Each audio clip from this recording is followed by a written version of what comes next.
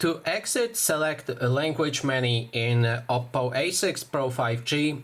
First of all, as you can see right here, I have this screen. This is basically a recovery mode. And to exit this, first we'll need to pick a language, and to navigate it you will need to use buttons on the side of your phone, and volume down to move down, volume up to move up, and power button to select.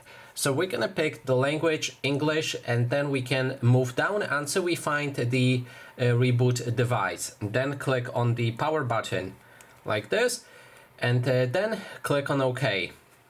Now after a moment our device should reboot, and the reason why you enter this is basically you press power button and volume down button together at the same time, and that launches your recovery mode, and that's why you see this screen.